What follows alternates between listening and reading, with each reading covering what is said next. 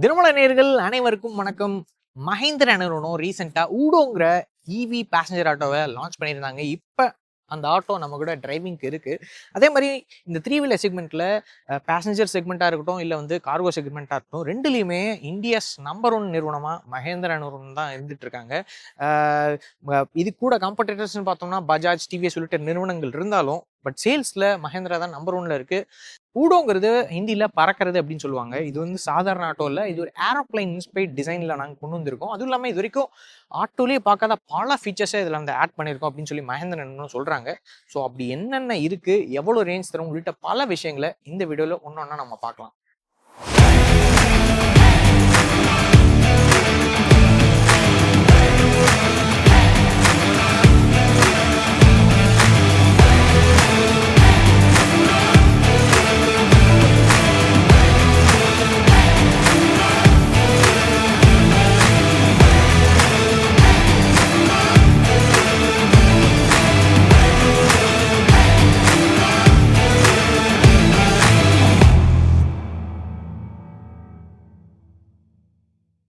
இந்த ஆட்டோ வந்து new modular ground அப் பிளாட்ஃபார்ம்ல புதுசா உருவாக்கப்பட்டிருக்கு. அதே மாதிரி கார் லைக் மோனோகாக் சேசிஸ்ல கம்ப்ளீட்டா பில்ட் பண்ணிருக்காங்க. ஃபர்ஸ்ட் இன் செக்மெண்ட் மோனோகாக் சேசிஸ்ல வர ஒரு ஆட்டோ அப்படின்னு நம்ம சொல்லலாம். இதுல கொடுத்திருக்க மெட்டீரியலும் பார்க்குறோம். அவுட்டர் பாடி வந்து நல்லா ஹை ஸ்ட்ரென்த் ஷெல்ல வந்து பயன்படுத்தியிருக்காங்க. ஆட்டோ, கமர்ஷியல் வெஹிக்கிள்ஸ் இந்த மாதிரி செக்மெண்ட்ல எல்லாம் வந்து நமக்கு திடமான பாடி கொடுக்க மாட்டாங்க. ஆனா இந்த ஆட்டோல நல்ல திடமான பாடி, எல்லா பக்கமும் எந்த ஒரு சேஞ்சஸும் இல்லாம பாடி கம்ப்ளீட்டா வந்து நல்ல திடமான ஹை ஸ்ட்ரென்த் ஸ்டீல்ல வந்து நம்ம கொடுத்துருக்காங்க. இந்த ஆட்டோ டிசைன் பொறுத்த வரைக்கும் கடைசி 50 வருஷமா இந்த ஆட்டோட டிசைன் அதே மாதிரி தான் இருக்கு. எந்த ஒரு சேஞ்சஸுமே இல்லை. அதனால புதுமையா இருக்கணும், இன்னோவேட்டிவா இருக்கணும் அப்படிங்கறக்காக ஒரு ஏரோஸ்பேஸ் இன்ஸ்பைர்ட் டிசைன் கொண்டு வந்திருக்கோம் அப்படின்னு சொல்றாங்க. இது பார்க்கும்போது தெரியும். நிறைய பேர் நம்ம ஊட்டும் போதே நிறைய பேர் விசாரிச்சாங்க, என்ன ஆட்டோ, எப்படி டிசைன் வேற மாதிரி இருக்கு, இந்த மாதிரி விஷயங்கள்லாம் விசாரிச்சாங்க. அதே மாதிரி இது வந்து ஆட்டோ உருவாக்குனது மஹேந்திரா நிறுவனத்தோட கார் டிசைன் பண்ண டீம். ஏன்னா மஹேந்திரா கார்ஸ் வந்துட்டு எவ்வளவு இனோவேட்டிவா டிசைன்ல மாறி இருக்கு அப்படிங்கிறது தெரியும். அதை வந்து இதில் கொண்டு வரணுங்கிறதுக்காக அவங்க தான் இந்த ஆட்டோவை டிசைன் பண்ணி கொடுத்தது அப்படின்னு நம்ம சொல்லலாம். அதே மாதிரி இந்த ஆட்டோவோட விண்ட்ஷீல்டு பார்க்குறோம். பெரிய விண்ட்ஷீல்டு வந்து கொடுத்துருக்காங்க. எவ்வளவு பயங்கரமான ஒரு விசிபிலிட்டி வந்து தெரியுது. உள்ள உட்காரும் போதே கம்ப்ளீட்டா இந்த ஃப்ரண்ட் விசிபிலிட்டி வந்து ரொம்ப அருமையா தெரியுது அப்படின்னு சொல்லலாம். ஸோ இதில் ஹெட்லைட் மட்டும் எல்இடியில் கொடுக்குறாங்க. மற்ற லைட்ஸ் எல்லாமே வந்து ஹாலோஜனில் தான் நமக்கு கிடைக்குது. ஃப்ரண்ட்டில் நமக்கு டியூல் ஃபோக் சஸ்பென்ஷன், ரியரில் நமக்கு 2 இண்டிபெண்டன்ட் சஸ்பென்ஷன் கிடைக்குது. கிரவுண்ட் கிளியரன்ஸ் பார்க்குறோம் 215 mm கொடுத்துருக்காங்க. ஸோ நம்ம ஊர் ரோட்ஸு அப்புறம் ஸ்பீட் பிரேக்கர்ஸ் எல்லாம் ஈஸியாக ஏற்றி இறக்க முடியும். இதில் கொடுத்துருக்க பேட்டரி வந்து 11.7 kWh லித்தியம் எல்எஃப்பி பேட்டரி வந்து கொடுத்துருக்காங்க. Which gives around 200 kilometres real world range கொடுக்குது அப்படின்னு சொல்றாங்க. ஸோ ஏஆர்ஐ பொறுத்த வரைக்கும் 260 கிலோமீட்டர்ஸ் வரைக்கும் ஏஆர்ஐ ரேஞ்ச் வந்து கொடுக்கறதா வந்து சொல்லப்படுது. ஸோ ரேஞ்ச் நம்ம இன்னைக்கு ஓட்டும் போது பார்த்தோம், கிட்டத்தட்ட நியர்லி ஒரு 60% இருந்தது. நியர்லி ஒரு 12 கிலோமீட்டர்ஸ், 13 கிலோமீட்டர்ஸ் ஓட்டியிருப்போம். 13 இல்லை, நியர்லி 15 கிலோமீட்டர்ஸ் ஓட்டியிருப்போம். ஆனால் ரேஞ்ச் வந்து ஒரு 6% சம்திங் தான் குறைஞ்சிது. அந்தளவு ஒரு நல்ல கண்டிப்பாக 200 கிலோமீட்டர்ஸ் வரைக்கும் தாராளமாக கொடுக்கும்னு நினைக்கிறேன். 53ல் இருக்குது. இப்போ 7% குறைஞ்சிருக்கு. நியர்லி 15 கிலோமீட்டர்ஸ் வந்து ஓட்டியிருக்கோம்.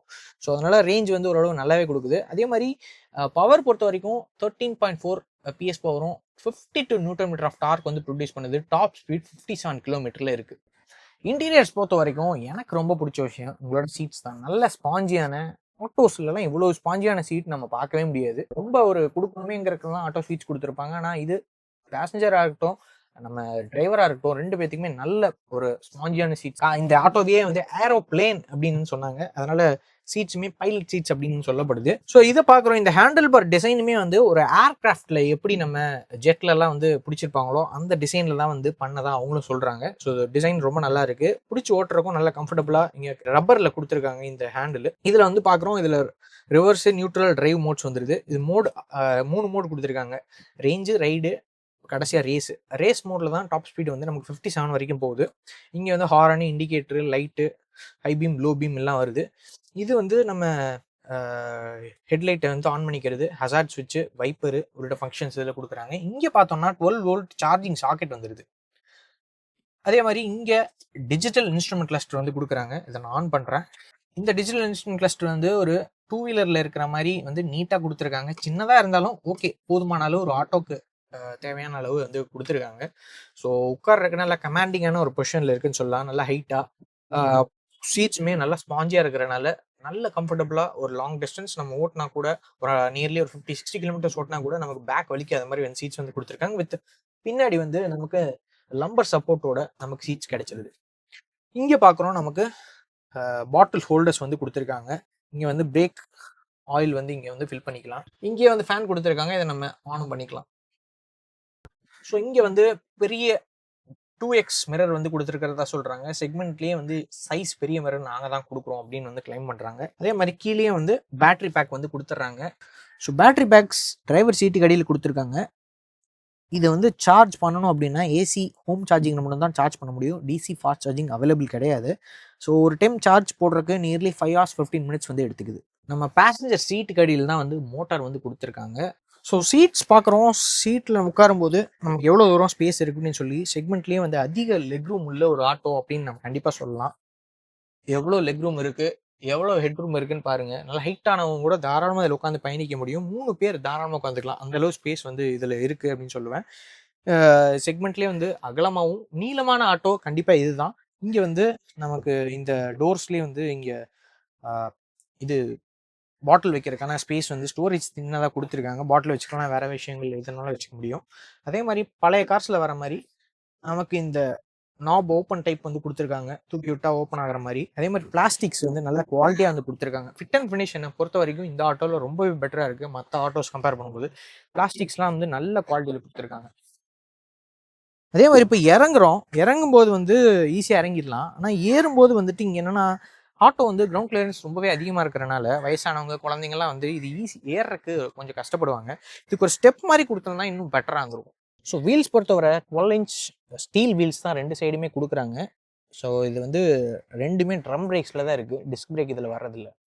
ஆட்டோவோட ரூஃப் டாப் பார்த்தோம்னா இங்கே வந்து நல்ல ஒரு லெதர் மெட்டீரியல் வந்து பயன்படுத்தியிருக்காங்க. மழையெல்லாம் வந்து அவ்வளோ சீக்கிரம் உள்ளே போகாது. அதே மாதிரி டிரான்ஸ்பரண்ட்டாக பின்னாடி வியூ தெரியணுங்கிறக்காக இதுவுமே டிரான்ஸ்பரண்ட் கவர் கொடுத்துருக்காங்க. பார்க்குறோம் மஹிந்திரா பேட்சிங்கு, ஊடோ பேட்சிங்கும் வந்துடுது. இங்கே வந்து பூட் ஸ்பேஸ் மாதிரி தனியாக இடம் கொடுத்துருக்காங்க. ஸோ இங்கே பார்க்கலாம், இங்கே வந்து டயர் வந்து வச்சுருக்காங்க, பேட்ரி இருக்குது, இந்த மாதிரி விஷயங்கள்லாம் இங்கே இருக்குது நம்ம பார்க்குறோம். இது வந்து பேட்ரி வந்து லைட்டிங்கு இந்த மாதிரி விஷயங்களுக்கெல்லாம் பேட்ரி வந்து பயன்படுது. உண்மையான பேட்ரி பேக் இந்த ஆட்டோ ஓட வைக்கிற பேட்ரி பேக் முன்னாடி இருக்குது. அதே மாதிரி மோட்டருமே பார்த்தோம்னா இந்த டயருக்கு கீழே சென்டரில் வந்து இருக்குது. ரியர் வீலில் தான் வந்து டிரைவ். அப்படி இந்த நார்மலாக ஆட்டோ ரியர் வீல் டிரைவ் தாங்கிறனால இங்கே மோட்டார் இங்கே வந்து கொடுத்துருக்காங்க. சப்போஸ் இந்த வீல் எடுத்துகிட்டு நம்ம வேறு ஏதாவது பூட் ஸ்பேஸாக கூட நம்ம யூஸ் பண்ணிக்கலாம். மஹேந்திரா ஊடோ எலக்ட்ரிக் ஆட்டோவை டிரைவ் பண்ணிட்டு இருக்கோம். ஸோ ரோட்ல போகும்போது எல்லா ஆட்டோக்காரங்களும் இதை பாக்குறாங்க, என்ன ஆட்டோ அப்படின்னு சொல்லி கேட்கறாங்க. ஸோ இது நல்லா இருக்கா, எப்படி என்ன விசாரிக்கிறாங்க, எவ்வளவு விலைன்னு விசாரிக்கிறாங்க. ஸோ பார்க்கும்போதே இது கொஞ்சம் டிஃப்ரெண்டான டிசைன்ல இருக்கிறனால ஸோ கண்டிப்பா ஆட்டோக்காரங்களை ரொம்பவே அட்ராக்ட் பண்ணுதுன்னு நான் சொல்லுவேன். அதே மாதிரி இதை ஓட்டுறது பொறுத்த வரைக்கும் கிட்டத்தட்ட நம்ம இதுலயே வந்து 3 மோடு கொடுத்துருக்காங்க, ரைடு, ரேஞ்ச், ரேஸ் அப்படின்னு சொல்லிட்டு. ரேஸ் மோட்ல டாப் ஸ்பீட் பார்த்தோம்னா 57 வரைக்கும் போகுது. ஓரளவு லீனியரான ஒரு பிக்கப் தான் இருக்கு. எப்படி இந்த பெட்ரோல் ஆட்டோலாம் பெட்ரோல் டீசல் ஆட்டோவை கம்பேர் பண்ணும்போது ஸோ இது கொஞ்சம் பிக்கப் வந்து ரொம்ப நல்லா இருக்கு அப்படின்னு நான் சொல்லுவேன். நார்மலா எலக்ட்ரிக் வெஹிக்கிள்ஸ்னாலே கொஞ்சம் பிக்கப் அதிகமா இருக்கும். ரேஞ்சு, ரைடு, அப்புறம் ரேஸ் அப்படின்னு 3 மோடு கொடுத்துருக்காங்க. ரேஸ் மோட்ல டாப் ஸ்பீட் 57 வரைக்கும் போகுது. ஆனா நம்ம ஓட்டிட்டு இருக்கிறது ரேஞ்ச் மோடு தான் இப்போ ஓட்டிட்டு இருக்கோம். என்ன பிக்கப் வந்துட்டு நம்ம இது ரேஸ் மோட்ல போட்டு பிக்கப் பார்த்தோம்னா பெட்ரோல் டீசல் ஆட்டோவோட ஓரளவு பெட்டராகவே நமக்கு பவர் அவுட்புட் வெளியே வருது. ஸோ பிக்கப் பொறுத்த வரைக்கும் போதும். ஒரு தாராளமாக இந்த ஆட்டோவில் ஒரு பின்னாடி பேசஞ்சர் உட்காரணும்னா 2 பேர் தாராளமாக உட்காந்துக்கலாம்.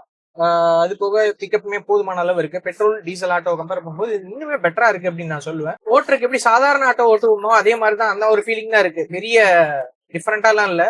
என்ன இதுல காலில் நார்மலா ஆட்டோல இருக்கிறனால இதுல காலில் கொடுத்துருக்காங்க. நம்ம வந்து ஸ்கூட்டி இதெல்லாம் பைக் எல்லாம் மேல பிரேக் பிடிச்சி பழகிட்டோமா, அதனால நமக்கு எடுத்தோன்னு ஆட்டோ ஓட்ட வர மாட்டேங்குது. மேபி எலக்ட்ரிக் ஆட்டோக்கு கையிலேயே கொடுத்துருந்தா இன்னும் பெட்டரா இருந்துக்கும்னு நினைக்கிறேன். நார்மலா ஆட்டோக்காரங்க எப்படி ஃபீல் பண்ணுவாங்கன்னு தெரியல. அவங்க எல்லாம் காலில் தான் பிரேக்கிங் இருக்கனால காலில் இருக்க மாதிரி தான் அவங்க ஃபீல் பண்ணுவாங்க. ஸோ எனக்கு கையில இருக்கிற மாதிரி இருந்தா கொஞ்சம் பெட்டரா இருக்கும்னு நான் நினைக்கிறேன். ஆனா ஆட்டோக்காரங்களுக்கு எப்படி ஃபீல் பண்றாங்களோ அந்த மாதிரி தான் அவங்க கொடுத்துருக்காங்க. சஸ்பென்ஷன் பொறுத்த வரைக்கும் இது வந்து மற்ற ஆட்டோஸ் எல்லாம் கம்பேர் பண்ணும்போது கொஞ்சம் பெட்டராவே இருக்கு. ஃப்ரண்ட் சஸ்பென்ஷன்ல பெருசா தூக்கி எல்லாம் போடல, ரியர்ல வந்து லைட்டா தூக்கி போடுது. ஆனா மற்ற ஆட்டோங்கள்ல வர்ற மாதிரி அந்த அளவு தூக்கி எல்லாம் போடல, அந்த அளவு மோசமா இல்ல சஸ்பென்ஷனு. ஸோ தாராளமா 3 பேர் உட்கார்ந்துக்கிட்டாலும் கொஞ்சம் கம்ஃபர்டபுளா போக முடியும். ரொம்ப தூக்கி எல்லாம் போடல, பவுன்ஸ் ஆகல, கொஞ்சம் கம்ஃபர்ட்டா உட்காந்துக்கலாம். பட் ரொம்ப பவுன்ஸே ஆகல அப்படின்லாம் சொல்ல முடியாது. லைட்டா லிட்டில் பிட்டா பவுன்ஸ் வந்து இருக்கிறது தெரியுது. மற்றபடி ஸ்மூத்தாவே இருக்கு ஆட்டோ ஓட்டுறதுக்கு. பிரேக்கிங் மட்டும் கொஞ்சம் இம்ப்ரூவ் பண்ணியிருக்கலாம். அவங்க ட்ரம் பிரேக் கொடுத்து பிரேக் பிடிக்கும்போது நம்ம நல்லா பிடிச்சாலுமே மெதுவாக தான் பிரேக் பிடிக்குது. ஸோ அதை இன்னும் கொஞ்சம் பெட்டரா டெவலப் பண்ணியிருக்கலாம் அப்படின்னு நான் நினைக்கிறேன். அப்புறம் வந்து இங்க ஸ்மார்ட் போன் சார்ஜிங் வந்து கொடுத்துருக்காங்க. தனியா சாக்கெட் இருக்கு. பிளஸ் போன் ஹோல்டரும் கொடுத்துட்றாங்க. அது ஒரு விஷயம். நியர்லி 10 லேக்கு இந்த ஆட்டோ வந்துட்டு எக்ஸ்ட்ரீம் கண்டிஷன்ஸ்ல 10 லேக் கிலோமீட்டர்ஸ் டெஸ்டிங் பண்ணியிருக்காங்க. Plus 20 lakh structural durability test பண்ணியிருக்காங்க. இதெல்லாமே பார்க்கும்போது ஃபிட் அண்ட் ஃபினிஷா இருக்கட்டும், இந்த மெட்டீரியலா இருக்கட்டும், ஐஸ்டன் ஸ்டீல் எல்லாமே வந்து நல்ல டியூரபிளா ரொம்ப வருஷத்துக்கு தாங்குற மாதிரி வந்து கொடுத்துருக்காங்க. வாரண்டி பொறுத்த வரைக்கும் 1.5 லேக் கிலோமீட்டர்ஸ் அல்லது 6 இயர்ஸ் ஆஃப் வாரண்டி கொடுக்கப்படுது. 1 லேக் கிலோமீட்டர்ஸ் வரைக்கும் ஃப்ரீ சர்வீஸ் கொடுக்குறாங்க மஹேந்திரா. இந்த ஆட்டோட பிரைசிங் பொறுத்த வரைக்கும் நியர்லி எக்ஸ்ஷோரூம் பிரைஸ் வந்து 3.84 லேக்ல வந்து ஸ்டார்ட் பண்ணியிருக்காங்க. ஸோ இது வந்து இந்த ஆட்டோ வந்து ஓட்டுறக்கு நெகட்டிவ்ஸ் அப்படின்னு பார்த்தோம்னா எனக்கு வந்துட்டு இந்த த்ராட்டில் எக்ஸ்பீரியன்ஸ் இனிஷியலா ரொம்ப அதிகமா இருக்க மாதிரி நான் ஃபீல் பண்றேன். பிரேக் யூஸ் பண்ணிட்டு நம்ம த்ராட்டில் திடீர்னு கொடுத்தோம்னா முன்னாடி இழுத்துட்டு போயிருக்கு. ஸோ அது வந்து பழகிக்கிறதுக்கு கொஞ்சம் நாள் ஆகும். அது வரைக்குமே நம்ம கொஞ்சம் சேஃபா ஓட்டிக்கிறது பெட்ரு. அது ஒரு விஷயம். பிரேக்கு போதுமான அளவு இல்லை.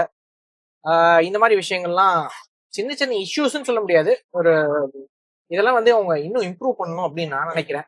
மற்றபடி இதுல ஸ்பேஸா இருக்கட்டும், ஃபீச்சர்ஸா இருக்கட்டும், டிசைனா இருக்கட்டும், எக்ஸலண்டா வந்து கொடுத்துருக்காங்க. மற்ற ஆட்டோஸ் கம்பேர் பண்ணும்போது ரொம்ப பெரிய ஆட்டோங்கிறனால பின்னாடி உட்கார்றவங்களா இருக்கட்டும், டிரைவரா இருக்கட்டும், நல்ல ஸ்பேசியஸா வந்து இந்த ஆட்டோ இருக்கு. ஸோ இந்த ஆட்டோ நீங்க ஓட்டி பாருங்க, எப்படி இருக்குன்னு கமெண்ட் செக்ஷன்ல சொல்லுங்க. இதே மாதிரி நல்ல வீடியோ நெக்ஸ்ட் டைம் சந்திப்போம். until then bye from Kapil Murugesh.